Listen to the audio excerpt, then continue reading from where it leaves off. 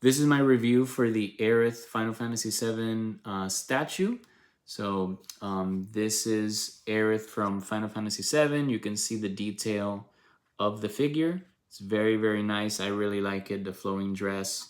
And this is from the Final Fantasy VII Remake game. So this is not from the original Final Fantasy VII. This is from the re-release. Well, the remake, not re-release. But this is the design of her hair in the back. The bow ribbon up here, you can see detail is very nice on her face as well. Very detailed. These are the boots at the bottom. Let's see if I can get it there.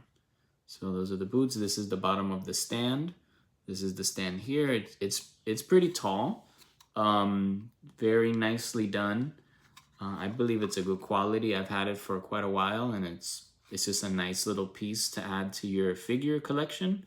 So if you do like Final Fantasy VII, I recommend picking this one up.